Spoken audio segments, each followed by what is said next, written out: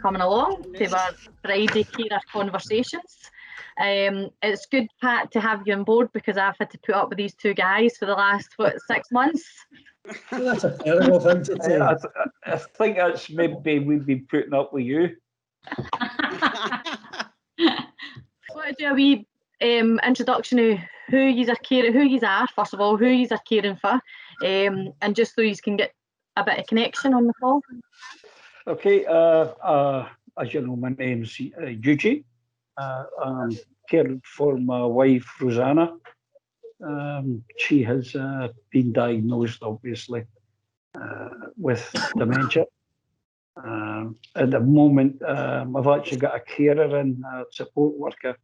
I have a support worker in 5 days a week for 4 hours, 4.25 hours, Monday to Friday, which is a tremendous help to me. It can be hard going at times. At the moment, we're going through this. During the day, she's quite calm, etc. She's on this sort of level, just like a plane. And in the evening, which we call sundowners, it's like flipping a coin over. She goes on to this anxiety and mood, and she just wants to keep doing things. Even when there's nothing needing doing, she'll do it. We muddle through. Right, my name is Ian. I was a carer for my wife Anne. She's now in a care home. She's been in the care home, that's 2 years now. But she was diagnosed with Alzheimer's probably about 4 years ago. It took me quite a while to get her diagnosed. Anne she never thought there was anything wrong with her. And getting her to the doctor was a bit of a nightmare. So it took me the best part of a year to get her diagnosed. But she's probably had Alzheimer's for probably six years anyway. And it's just been a gradual deterioration from there. I'm very happy with the care home. I'm happy with the carers. I'm happy with the care that Anne's getting. So I've had 2 years to build up a relationship with the carers.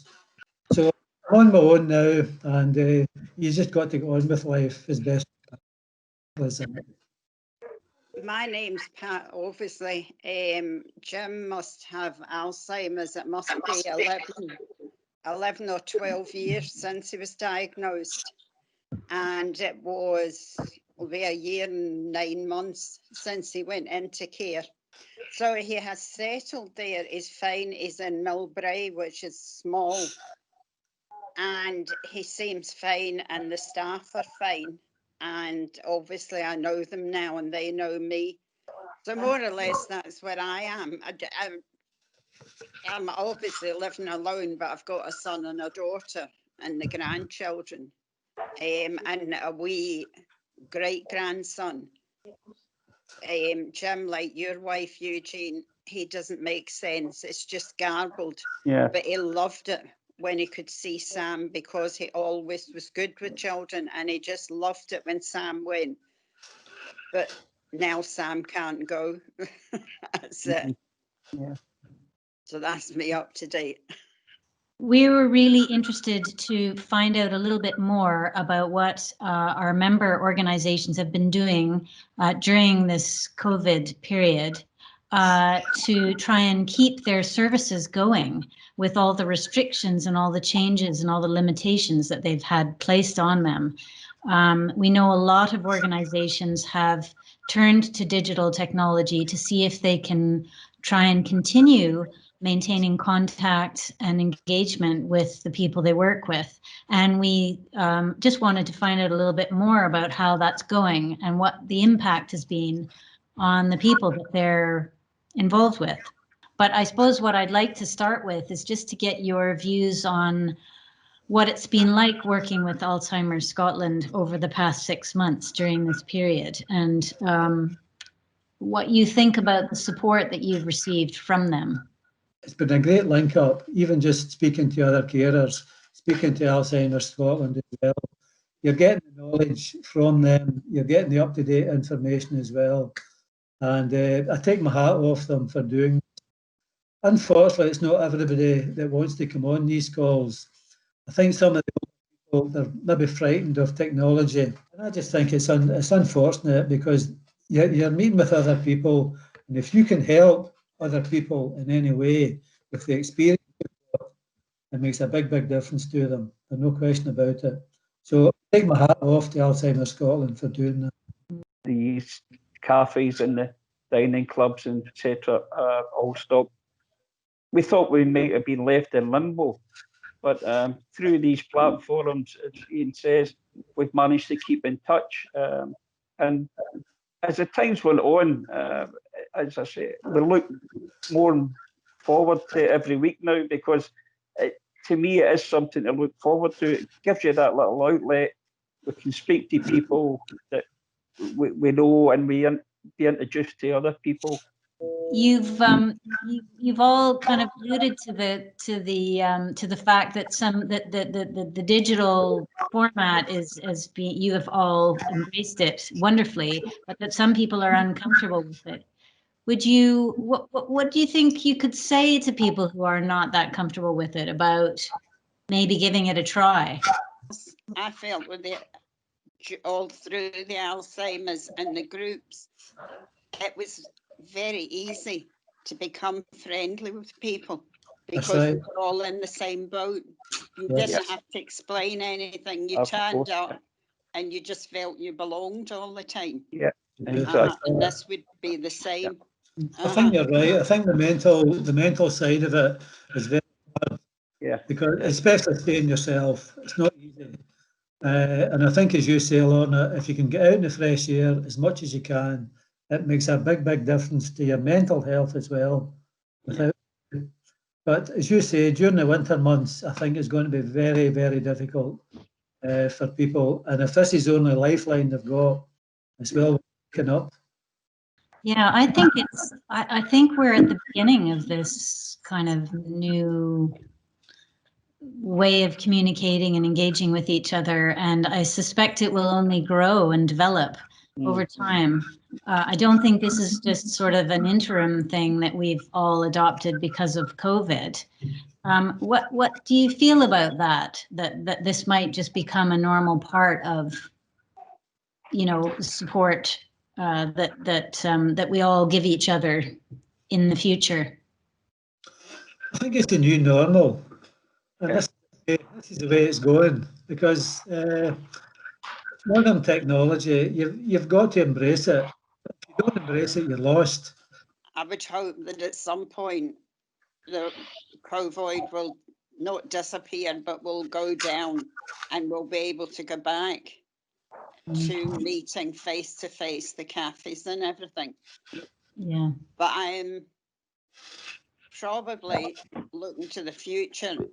You should build on this and keep it going, not abandon it if we then can go out and mix. Using this, it's open to a wider section of people, and people that maybe do struggle to get out through, you know, walking difficulties or whatever other things. It's they don't have them to try and get to the resource centre. The resource centre is literally coming to them now via their phone or their laptop. So I just wondered if any of you had any funny stories about your experience of engaging with digital technology over the last little while. Where did we start? That's true. Where do we start? Also, another story that Lorna was participating in. This was a clip regarding mindfulness. And, it was extremely successful. And Lorna, she stated, we've got a 5-minute clip here that you might like to listen to. And it's supposed to transport you away to another place and clear your mind. So Lorna put the clip on, and we had 5 minutes, and it's the longest 5 minutes I have ever spent. you could hear a pin drop. Not a thing was, nobody spoke, nothing at all. So you listen to 5 minutes of total silence, and at the end of the 5 minutes, I was almost sleeping. So Lorna came back on, and she said, "What do you think of that clip?" I said, "Well, it's all very well, Lorna, but we were listening to 5 minutes of total silence. Either that or the narrator, he was dumb or just forgot to speak, one of the two." So she actually thought she had it, but unfortunately, she put it on mute. So it was on silent for 5 minutes, and it's 5 minutes of Alzheimer Scotland. It's the first time there've ever been nobody speaking for 5 minutes and that I've ever been on. We start looking at this blank screen, and I'm saying to myself, if this is what mindfulness is all about, they can stuff it. I'm so glad we've learned from there, though, Ian. We've come way leaps and bounds now. Yes, that's true. Oh, we've had a good few laughs, and I think that's the thing that we try and share with other people that's coming on the call. And even when we were attending the cafes, when we talk about dementia, you guys are living with 24/7. So to come on a call that we don't even need to talk about dementia for an hour, That's or to right. come to a cafe, we can talk about the other things that you are like, because ultimately you are living and breathing it. You don't need to then be reinforcing it through the calls. So a lot of people have maybe did other activities and maybe did quizzes, and just to take people away from that. And the laugh that we've had over the last few weeks has been so unexpected, and that's why it's even funnier, because when you think a carer conversation, you think it's structured and there's topics and there's on point, but in actual fact, we like a wee tangent to go off on. We've had a few of them.